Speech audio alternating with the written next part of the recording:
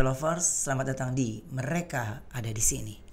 Dan di episode kali ini kita akan membahas hal-hal mistis yang akan terus menyadarkan kalian kalau mereka ada di sini. Hari ini saya mengundang salah satu narasumber yang saya ngebacanya aja tegang banget ya. Terus ya nggak tahu bagaimana jadi dia, tapi hebat dia bisa sampai sekarang ini hadir di tengah-tengah kita ya. Ada Mbak Ivanka. Iya, Mbak Karben. Iya, terima kasih sudah hadir di Mereka Ada di Sini. Ada Ken juga pastinya dari sisi Indigo ya. Oke, Mbak, ini yang saya tertarik tuh karena kita ya mungkin sering banget juga menggunakan pesawat gitu ya. Tapi apalagi di mes itu kan pasti ada aja ceritanya ya. Betul. Tapi kan aku tahu kan biasanya mes itu rata-rata bola gitu ya, lebih ke olahraga. Nah ini di penerbangan. Gimana sih Mbak ceritanya awalnya? Jadi kalau awalnya tuh saya sebenarnya kurang percaya juga sih Kak, kayak pesawat tuh ternyata ada hal mistisnya. Tapi setelah saya ngalamin, saya baru percaya kalau di pesawat ternyata ada seperti itu gitu. Waktu itu yang pertama kan saya penerbangan di Cina waktu itu. Pakai pesawat yang lumayan lama. Jadi mungkin dari perusahaan ini pertamanya beli pesawat, itu tuh pesawat yang pertama kali datang mungkin ya, karena dari fitur-fiturnya juga Masih lama. Beda sama fitur-fitur pesawat Airbus yang lain gitu. Terus waktu itu kalau penerbangan inter biasanya penerbangan malam Kak. Itu terbang dari Denpasar itu take off itu sekitar jam 11:30 malam. Oke, ke China. Iya, ke China. Oke. Ke Beijing. Oke, Beijing. Oke.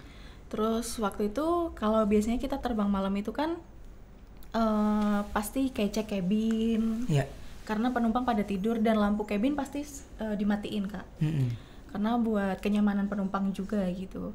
Nah, sewaktu itu saya terbang ke Cina, ada 11 set kru. Kebetulan saya saya dapat tugas di belakang. Itu all economy, tidak ada bisnisnya kalau terbang ke Cina. Terus sewaktu itu cek cabin setiap 15 menit sekali. Kalau Airbus itu kan ada 2 row ya Kak ya, ada 2 aisle. Iya. Terus saya sama rekan saya waktu itu, terus kita bawa flashlight pasti kalau cek cabin. Nah, yang pertama kali saya rasain itu pertama kalinya juga saya itu first flight terbang internasional, dan baru ngerasain ternyata terbang pesawat gede malam dan gelap itu memang agak serem gitu, karena sama sekali nggak bisa lihat apa-apa gitu, cuman kayak cahaya tuh minim. Pas ngecek sama teman saya bilang, Mbak kita waktunya cek cabin gitu, karena memang itu kan rolling gitu Kak. Terus waktu itu Kamu yang pertama? Kebetulan saya yang pertama. Oke. Dari belakang ke depan. Ke depan ya. Saya bilang sama teman saya, Mbak kita cek cabin yuk. Ya baik Mbak. Saya kalau biasanya cek cabin itu jalan, nanti kalau sampai depan itu change gitu Kak. Iya. Change. Terus waktu change, awalnya saya juga mikirnya kayak nggak bakal ada apa-apa gitu, karena di pesawat kan. Iya. Terus Dan nggak kepikiran ada apa-apa. Nggak kepikiran gitu. Saya bawa flashlight saya. Biasanya kalau ngecek itu kita arah ke bawah, sama arah ke tengah, ke atas tepatnya, ke atas. Takut ada yang bagasi yang buka atau apa gitu. Kalau ke bawah, biasanya kadang kalau penumpang tidur kan suka kakinya agak cross aisle gitu ya. Jadi takutnya kalau ada penumpang yang mau ke toilet atau bagaimana, kalau kita nggak mengingatkan, nanti bakal kesandung atau kadang-kadang gitu. Maksudnya itu kita suka naruh kaki di pinggir, iya, gitu bener, kan. Jadi maksudnya tuh diingat, kalau jika ada penumpang yang seperti itu diingatkan. Iya gitu. Betul. Dan demi itu kenyamanan penumpang lain. Nah, saya sampai di tengah itu Kak. Saya pakai flashlight kan. Pakai flashlight, ada kaki 2 row depan saya itu ada kaki penumpang. Kan kalau China tuh identik dengan kulit putih ya, kulitnya putih sekali Kak, jadi bener-bener pucat, putih banget. Terus saya mikirnya juga itu kaki penumpang. Saya mau ingatkan, karena memang kalau penumpang tidur kan gelap nih Kak, nggak terlalu terlihat kalau kita nggak sorot flashlight. Tapi kan kalau kita sorot pakai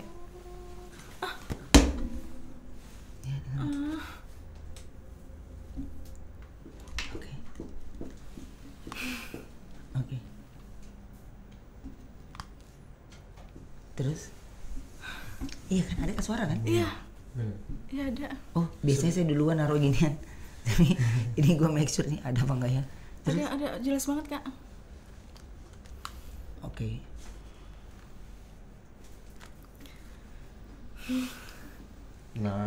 Tenang dulu. Biasanya kalau kita lagi ngebahas itu suka Ngikut. yang ikut dan mereka bisa jadi menyerupai apa yang lagi diceritakan sama narsum kan ya. Iya. Oke. Terus sampai mana tuh ya, gue sampai lupa deh tuh. Flashlight ya. Iya, flashlight. Oke. Terus waktu itu saya nggak sorot karena saya mikirnya kalau seumpamanya saya nyorot muka penumpang kan gak sopan ya Kak. Iya. Jadi ya udah saya hafal 2 row depan saya.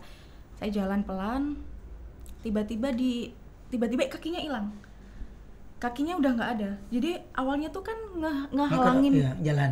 ngehalangin. Saya lihat dari jauh dari 2 row belakang. Oh ada kaki penumpang tuh ngeganggu kan. Saya harus bangunin penumpangnya. Saya suruh pinggirin kaki.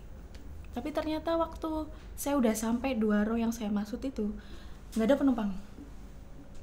Kosong. Justru di bangku itu kosong. Kosong, nggak ada penumpang. Oke. Di situ saya kaget. Saya lihat atau gimana gitu. Karena memang jelas banget itu kaki orang ngehalangin. Nge-cross gitu ya? Iya, nge-cross gang jalan itu. Iya dari bangku ini ke bangku itu kan? Iya, benar. Oke, nah terus pada saat itu kamu lihat nggak ada, kamu masih belum curiga tuh? Saya jujur saya takut kan memang saya orangnya penakut. Tapi saya mencoba berpikir positif gitu atau mungkin kaki penumpang lain gitu. Iya. Saya coba mundur lagi. Saya sorot lagi ke bawah, nggak ada gitu. Saya mikir, aduh tadi apa ya yang saya lihat gitu. Terus di situ saya lari ke belakang tuh sambil kayak nggak fokus, udah nggak fokus Kak pikiran saya karena jujur saya orangnya penakut gitu. Sampai di belakang ada teman saya pramugara bilang gini, Mbak kenapa kok tegang banget? Nggak apa-apa Mas, nggak apa-apa gitu. Serius? Ya udah kalau di pesawat ini berpikir positif aja gitu. Nanti ganggu kerjaan. Rekan saya bilang kayak gitu. Dan itu benar-benar pengalaman pertama kali yang saya alamin gitu. Iya. Kayak ternyata memang ada gitu loh. Terus itu nggak sampai situ Kak. Kita surfing biasa, kasih Biasa makanan. makan ya kan? Udah berjalan normal. Box kan dia sistemnya di box kan? Ini sih Kak pakai tray. Oke. Udah surfing biasa. Udah selesai surfing, penumpang istirahat lagi. Ya. Nah, pramugari depan manggil saya. Iya. Manggil saya, otomatis saya cek cabin lagi.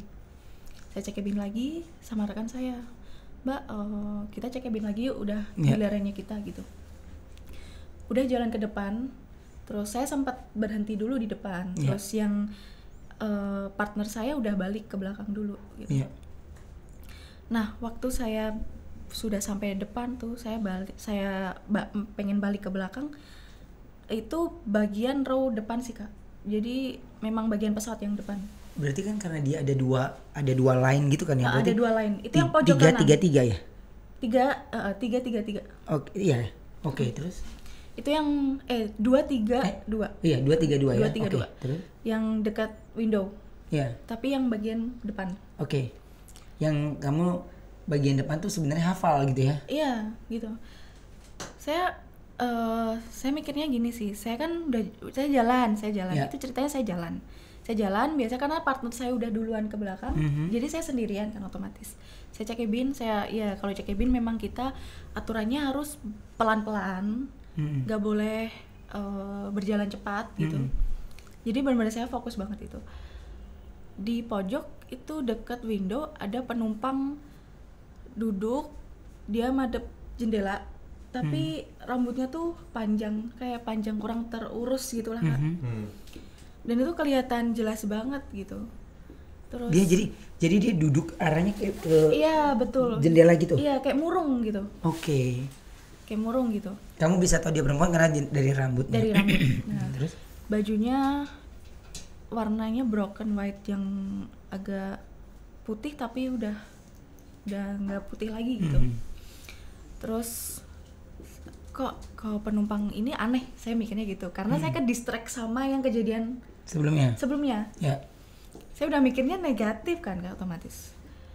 Terus saya lewat pelan-pelan. Saya nyoba pengen balik lagi gitu, pengen balik ke depan lagi, pengen make sure itu benang. Jadi yang kamu rasakan tuh kayak pengen penasaran. Oh iya betul. Oke. Kayak yang karena udah ke distract sama kejadian awal gitu. Jadi saya pengen balik lagi kan. Saya make sure itu penumpang bener nggak. Saya balik. Pas arah saya balik kan kayak saya gini, saya putar badan. Itu penumpangnya, sumpah mukanya jelek banget Kak. Dia hadap ke kanan, muka sampai merinding. Nggak jeleknya apa hancur? Nggak hancur, tapi pucat. Yang sininya tuh, ngerti nggak sih Kak, orang yang udah nggak tidur lama gitu, jadi sininya hitam banget. Dan rambutnya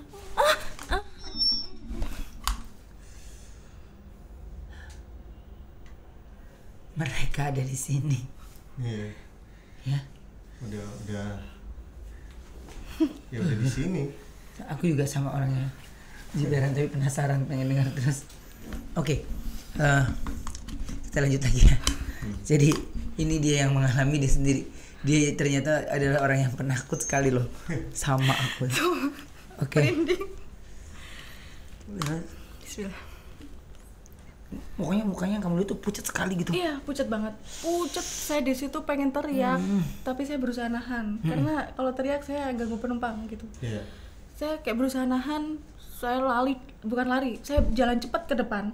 Sampai kawan saya notice bilang gini, "Kamu kenapa sih jalan cepat banget gitu?" Nggak apa-apa, Mbak, nggak apa-apa Mbak. Saya cuman agak takut. Kenapa takut? Saya udah briefing tadi waktu mau berangkat. Kalau kita pakai pesawat all ekonomi, kita harus positive thinking. Kita nggak boleh namanya kita tuh nggak fokus gitu. Karena memang isunya maksudnya pesawat itu memang sering banyak gangguan gitu sih kan. Kayak gitu. Dan yang ngalamin kebanyakan awak kabin gitu. Terus ya udah, setelah kejadian itu saya berpikir, oh ternyata di pesawat ada juga gitu. Ya. Jadi Kak, ya seperti itu. Oke, jadi sebenarnya yang dialami itu kalau kita naik pesawat gitu ya, itu ya memang kita nggak pernah tahu ya. Iya. Jadi Ken, kalau dari Ken sendiri, kalau ini kan berarti dia udah dikuasai ya Ken. Iya, benar. Sementara kan seniornya udah ngomong. Kalau dari sisi Indigo sendiri Ken gimana sih? Kalau yang Ken lihat ya, sebenarnya mereka itu dimanapun tuh udah pasti ada. Dimana ada manusia ada mereka, ya kan? Ya. Cuman posisinya itu karena pesawat, dan kalau kita lihat posisi pesawat itu pun jauh di bawah daratan gitu kan. Iya. Nah itu jin yang ada di atas itu ya, makhluk yang ada di atas itu bukan makhluk sembarangan lagi. Mereka udah tinggi ya? Iya, karena posisinya mereka udah ngikut gitu. Biasanya kan kita tahu sendiri kalau misalnya makhluk goib ini begitu kita nyebrang laut aja hilang, lepas gitu kan. Nah ini dia ngikut terbang. Ini kan berarti bukan main-main lagi. Makanya biasanya untuk energi yang segede itu udah dari emang kita bilang objeknya lah, dari pesawatnya sendiri itu udah jadi rumahnya mereka ya. Oke, jadi mereka udah bersarang di situ ya. Bener. Nah, jadi yang dilihat sama mbaknya ini yang terjadi itu sebenarnya tuh yang memang kejadian-kejadian sebelumnya itu pun sering dilakuin sama mereka. Iya. Karena emang kita nggak bisa ngindarin, itu tugasnya mereka kan untuk mengecoh. Kalau kita lagi fokus, pasti kan untuk ngeganggu kita kan ya. Iya. Seperti itu aja, memang udah normalnya. Tapi dari sekian banyak kejadian, itu jarang banget yang namanya ada kejadian penampakan di pesawat. Iya. Itu Aku juga jarang makanya banget. baru dengar loh untuk penampakan pesawatnya. Karena pasti banyak yang mikir kayak, itu mungkin orang, kalau kita berpikir positif, itu pasti diabain. Tapi dengan kecurigaan si Kak Ivanka ya, Kak Ivanka ini akhirnya membuat mereka menjadi lebih kuat ya. Iya. Karena si kakak ini akhirnya jadi kayak kepo, curiga gitu. Iya. Nah akhirnya mereka demen tuh ketika udah mendapat izin seperti itu dari kakak untuk ngambil kepercayaan kakak nih, mereka akan nunjukin itu terus, dan itu nggak akan berhenti sampai benar-benar kakak tenang. Ketika kakak tenang, mereka baru akan hilang. Iya. Tapi ketika masih hati kita masih kayak gundah, masih curiga, itu dia akan ngelakuin itu terus. Nggak cuman yang dari kaki, sampai akhirnya dia nunjukin wujudnya sendiri kan ke kakak. Benar. Seperti itu. Oke. Ivanka, ini katanya kamu pernah ketemu sama arwah jenazah yang dibawa sama di pesawat. Iya, pernah. Gimana ceritanya? Itu kejadian sementara kan nggak pernah saya lupa sementara sih. setahu aku kan SOP dari membawa jenazah atau tidak itu kan sebenarnya yang tahu hanya kapten ya. Iya, benar. Sama Kiap sama itunya doang kan? Iya, Evawan. Iya, biasanya itu doang. Iya. Nah, kalau ini sampai kamu bisa tahu tuh gimana ceritanya?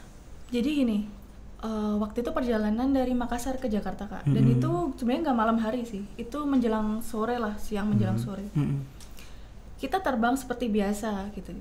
Kita nggak tahu kalau kita bawa jenazah juga. Terus waktu itu saya kan kerja di belakang lagi. Terus ada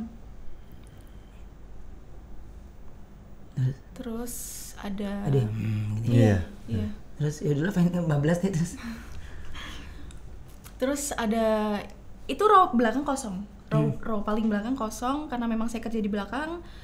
Biasanya juga buat kayak istirahat FA gitu. Duduk di situ kan memang kosong. Tiba-tiba ada ibu-ibu duduk di row paling belakang.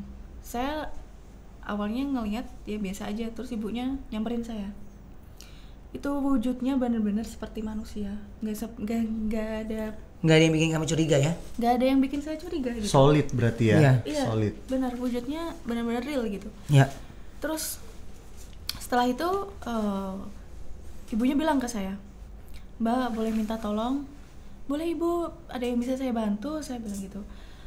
"Mbak, tolong ya." Tapi ngomongnya itu yang agak datar, tanpa ekspresi. "Mbak, tolong ya, suami saya duduk di depan. Tolong beri suami saya makan, karena suami saya nggak mau makan dari tadi."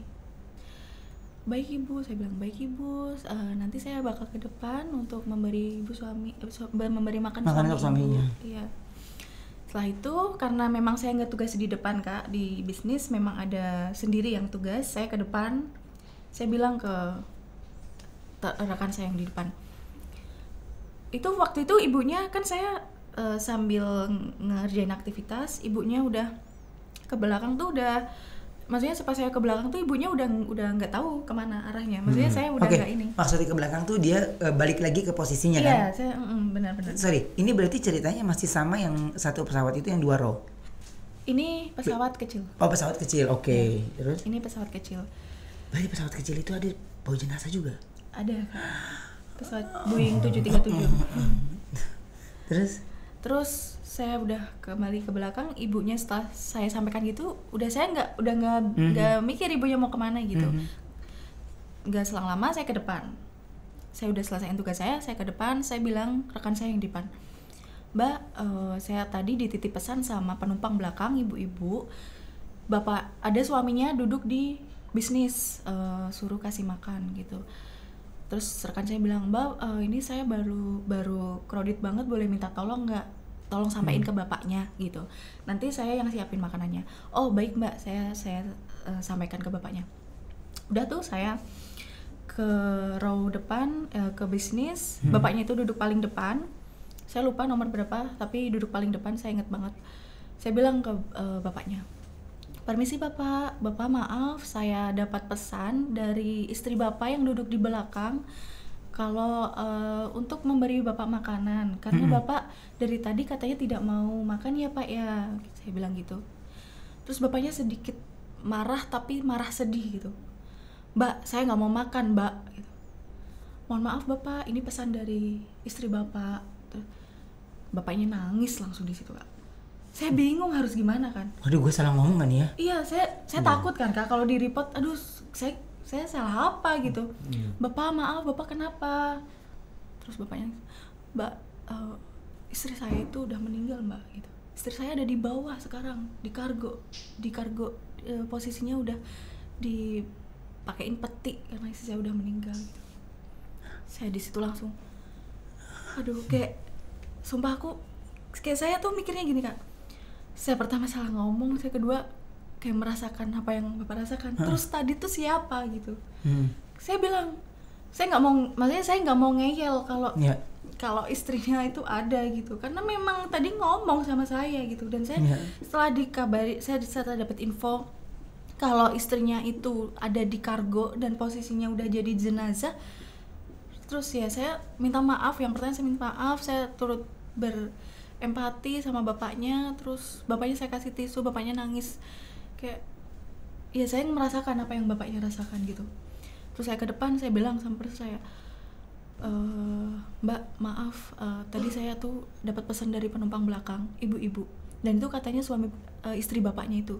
Tapi setelah saya dapat info, ternyata istrinya bapaknya udah meninggal. Saya bilang gitu. Serius kamu? Iya serius Mbak. Saya nggak buat-buat. Saya bilang gitu.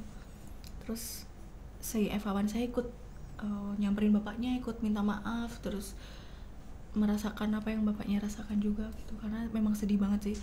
Itu kayak, maksudnya ya pengalaman yang nggak pernah dilupakan gitu. Karena ya sebenarnya gini, terbang baik pagi siang malam ya, terutama mereka-mereka yang bekerja untuk di udara, itu sih kita harus kasih apresiasi ya, karena ya nggak semuanya ternyata bisa untuk melakukan flight. Apalagi kalau flight malam, aku ngerasain ya kalau flight malam tuh kita kayak ya, apalagi tadi ngomong apa ya? Ada suara laki-laki, tapi cuman gitu dong ya. Kalau tadi kan ngeraung gitu kan, ini cuman kayak. Oke, tapi Mbak Mutia ini hebat banget loh, ya. Ibarat artinya ya kuat di posisi itu gitu ya.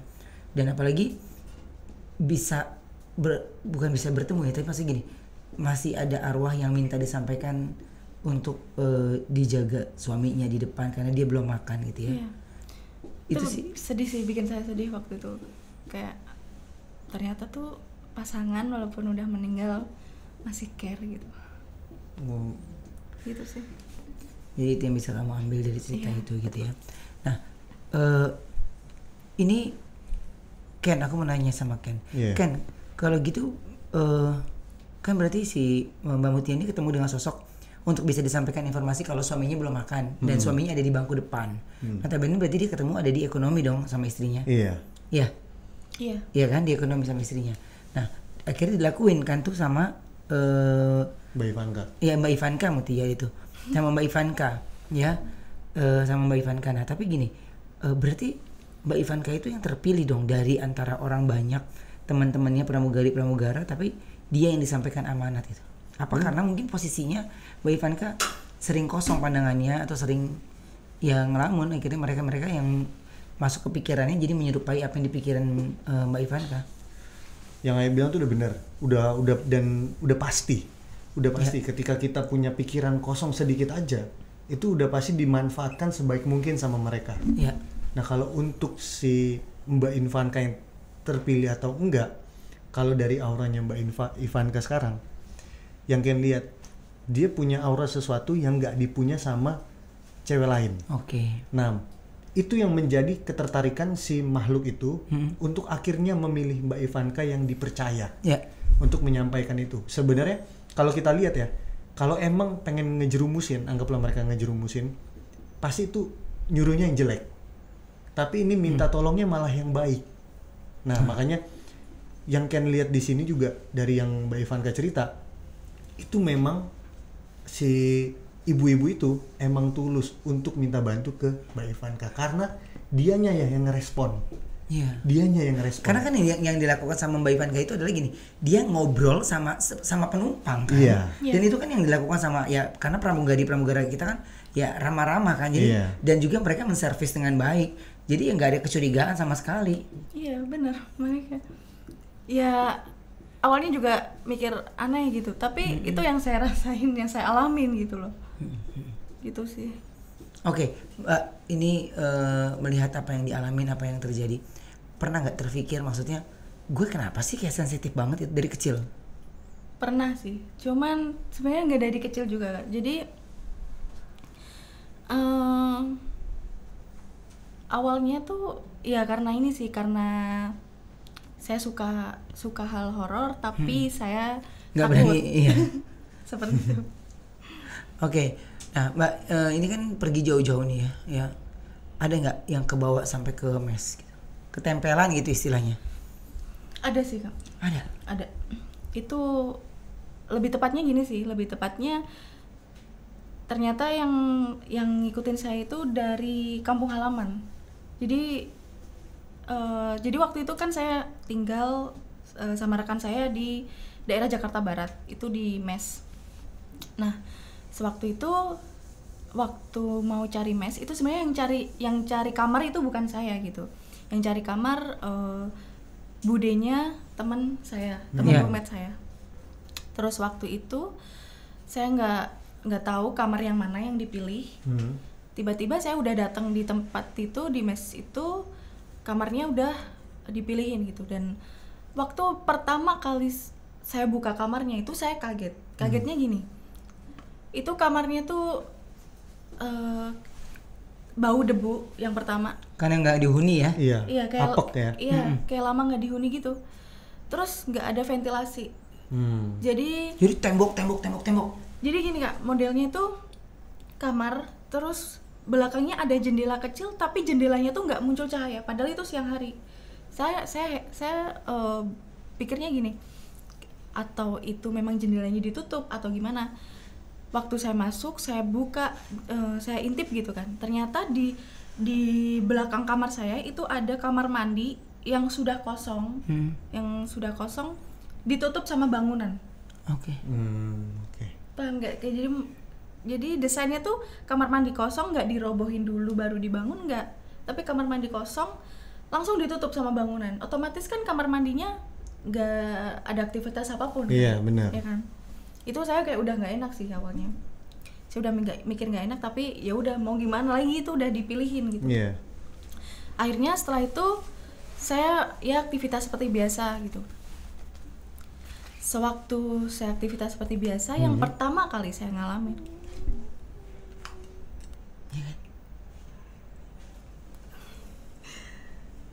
ya dari tadi nih ya Kak, apa sih itu? Nggak tahu kan kalau gitu di sini semua tuh. Biasanya kalau ini kan kita ditaruh dulu lumayan lama supaya lebih sensitif. Jadi apapun itu ketariknya di sini. Iya. Dan ini settingannya masih settingan buat outdoor. Iya. Jadi makanya kalau kita ngomong pelan aja itu kedengeran banget. Gak apa-apa, tapi masih aman kok ini. Iya. Kamu merinding aja sih. Nah, terus Kak di kamarnya itu Kak kan berpikiran udah mau nggak mau tuh. Iya, tinggal. mau nggak mau saya bilang sama roommate saya kan. Udah mau nggak mau kita tempatin ini karena memang udah full. Udah full ya? Iya. Ya udah kita aktivitas seperti biasa. Yang pertama kali saya ngalamin itu gini. Saya sama rekan saya model bednya tuh gini Kak. Jadi bukan sampingan gini, tapi depan-depanan. Depan-depanan. Saya sama teman saya tidur itu waktu itu habis pulang training maghrib. Udah jam 6:30 lah. Saya tidur istirahat. Tiba-tiba saya dan rekan saya tuh bangun bareng. Barengan. Sorry, bareng. Posisinya tidur tapi lu bangunnya samaan. Bangun gitu. Iya langsung bangun samaan. Sumpah itu Bisa sama gitu ya? Iya, makanya saya langsung gini. Saya langsung bilang ke rekan saya. Hah? Kamu bangun juga gitu? Saya nggak ngomong dulu Kak, itu langsung shock. Saya sama teman saya langsung keluar. Oh jadi langsung keluar kamar? Iya, langsung lari keluar kamar. Nah, yang saya alamin, saya sama rekan saya bilang gini, kamu ngerasain apa yang aku rasain? Iya, aku ngerasain. Kamu lihat apa Van? Aku lihat pocong, aku bilang gitu. Tapi pocongnya bersih, aku bilang gitu. Itu pocong di deket kamu, aku bilang gitu. Makanya aku langsung kaget. Sama, tapi aku ngelihat pocongnya kotor. Jadi udah ada tanah-tanahnya gitu. Iya. Hah, serius? Aku bilang, apa itu ya? Mulai dari situ kejadian itu terjadi terus-menerus. Dari hal apapun itu. Kayak ganggunya tuh intens banget Kak. Iya. Waktu itu saya udah nggak berani masuk kamar. Saya akhirnya memutuskan buat tidur di kamar teman saya. Jadi kita tidur berempat. Oke, biar nggak takut ya. Karena takut, karena memang itu bangun beneran dan kita ngalamin hal yang beneran gitu. Nah, setelah itu saya kerja kelompok.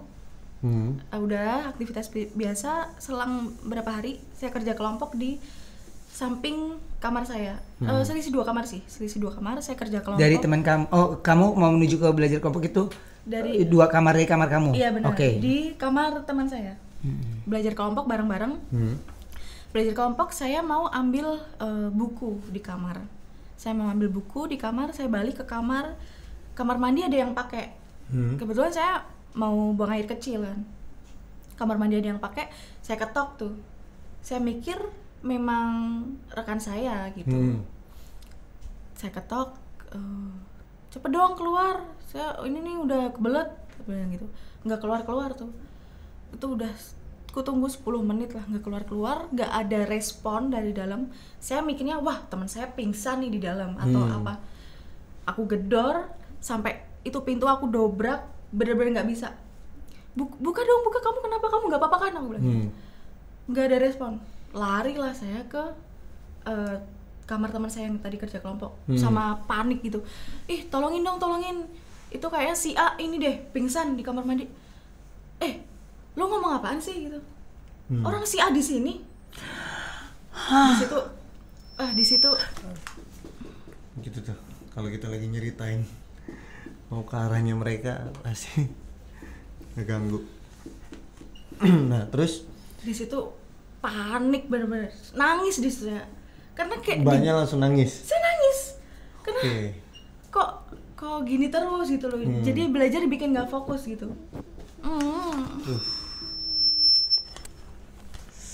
Sensitif. Oh iya. Sensitif banget ya. Tuh. Seneng dia ya. Diomongin. Oke. Seneng. Oke. Terus saya turun ke bawah. Saya turun ke bawah sama roommate saya itu yang saya kira pingsan. Saya turun ke bawah, saya protes ke penjaga kosnya. Oh, jadi protes tuh langsung ngomel. Udah nggak nyaman kak gitu loh. Saya protes. Aduh pak, saya diganggu terus ini. Itu kamar mandi nggak bisa dibuka loh. Saya bilang gitu. Saya kira ada orang. Ayo naik. Saya bilang gitu. Ayo naik pak, tolong pak. Saya bilang gitu. Saya naik sama penjaga kosnya. Penjaga kosnya pegang gagang pintu. Dipegang cuma apa ya? Diam bentar. Kebuka tuh sama dia. Padahal saya udah gedor, saya udah dobrak tuh pintu, nggak kebuka sama sekali. Nah di situ kayak saya mikir, aduh ada apa lagi nih. Tapi saya untungnya di situ nggak nampakin wujud ya, maksudnya posisi saya di kamar sendiri. Dan saya pikir itu roommate saya gitu loh. Itu kejadian setelah waktu mimpi itu. Oke. Nah tapi saya penasaran loh sama yang pocong tadi tuh. Kok bisa ya Ivan, kan lo bisa lihat pocongnya itu bersih? Iya kan? Nah temennya lihat pocongnya itu kotor. Iya. Kok bisa gitu ya? Ada cerita sih kak.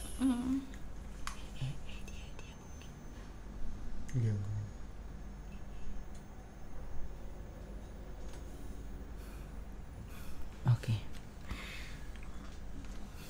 Kok bisa gitu ya? Pernah nggak kalian? Enggak, bersih kok gitu. Nah, itu ada cerita sih kak. Ceritanya gimana? Jadi gini, saya penasaran. Karena kok diganggu terus, tapi alhamdulillahnya di kamar itu selalu diganggu tapi nggak pernah ditampakin wujudnya. Endingnya tuh nanti waktu saya pulang, teman saya ke Bogor. Teman saya ke Bogor bilang, karena teman saya waktu tinggal sendiri, teman saya sering diganggu. Kayak keran nyala sendiri, kayak rep-repan kayak gitu. Sampai saya waktu saya pulang, saya nggak di kamar itu, teman saya nggak pernah di kamar. Jadi ke kamarnya teman saya. Oke, berarti main mulu gitu ya? Main mulu, nggak pernah pulang, gitu, nggak pernah ke kamar. Waktu itu dia telepon, Van, tolong cepet pulang ya, gitu. Aku udah takut banget. Aku besok mau sama si B ke Bogor. Mau ke tempat Pak D-nya, karena Pak D-nya kiai, gitu. Oh ya udah nggak apa-apa. Aku ini kok lusa pulang, aku bilang gitu. Terus bener ya, iya aku lusa pulang. Akhirnya teman saya ke Bogor sendiri. Ke Bogor sendiri, ternyata itu ada cerita. Waktu teman saya itu mau daftar FA, mau daftar pramugari, ada salah satu keluarganya itu yang pengen auranya dia itu cerah.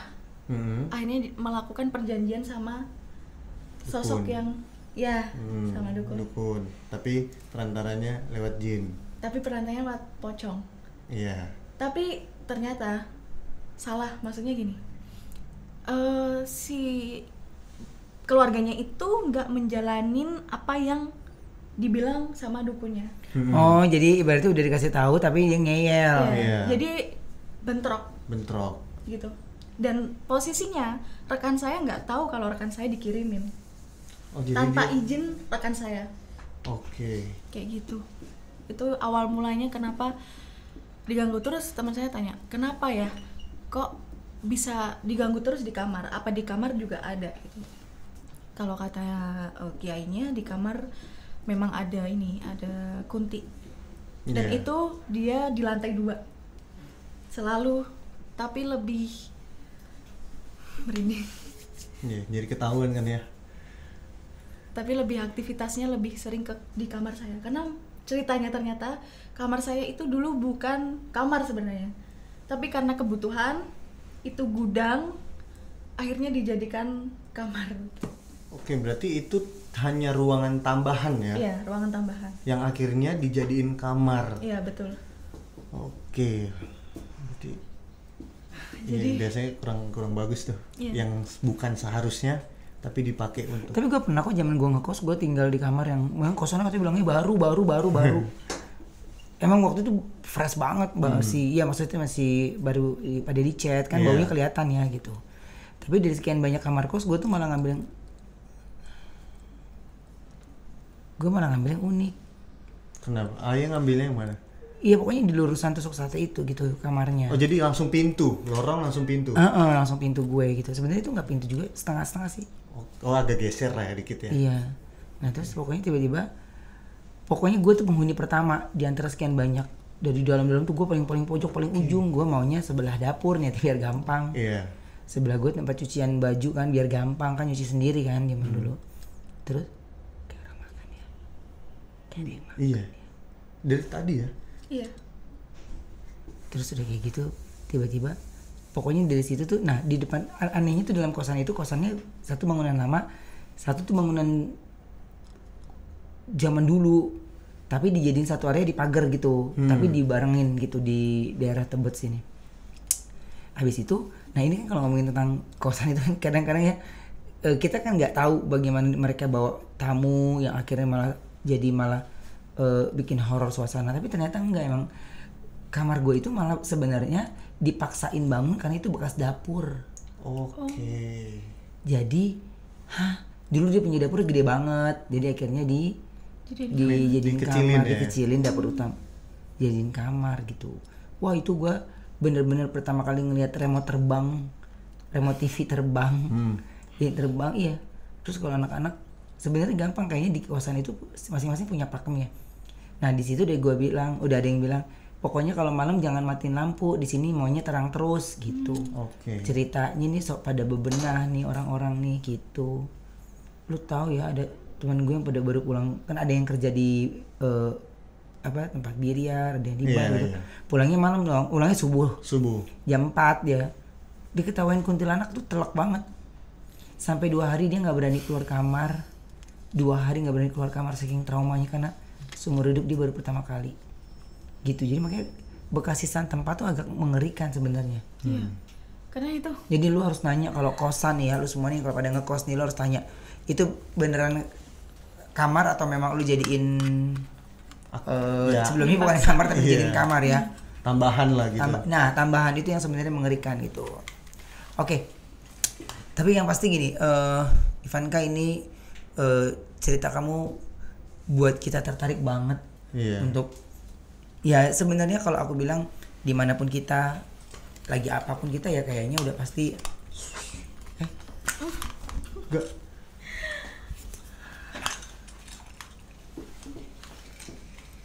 Ini pasang sabuk ya? iya kayak Sumpah. Ayah, tahu nggak suara yang iya, kalau cetak kayak orang pasang sabuk pengaman, tau nggak? Iya. Dan ini jelas banget. rame gitu? Iya, rame. Kayak nggak cuma satu orang Iya, yang nggak pakai. cuma satu orang. Ya. Sumpah itu jelas banget. Yang suara besinya kalau Iya nggak masuk sih, Bang, kejepit. kayak suasana kamu kerja gitu ya? Iya. Kalau lagi silakan pasang sabuk pengaman kan, sama berisiknya. Tetek. Kaget sih. Oke. Baik, yang pasti ya mau dimanapun sebenarnya Iya, ya, kita bener tetap ya. harus hati-hati ya. Dan yang paling penting fokus. Bener. Ya. Jadi kita nggak bisa halangi semua apapun itu ya, kita nggak pernah tahu apa yang terjadi. Bener ya. Ken, satu pertanyaan terakhir. Iya. Berarti energi di pesawat itu besar sekali ya? Ini kan mau ngomongin berini, bukan besar lagi ya. Energi Karena ya energi kalau udah di udara itu batasannya udah yang biasa kita lihat di darat itu nggak ada apa-apanya sama yang ada di atas.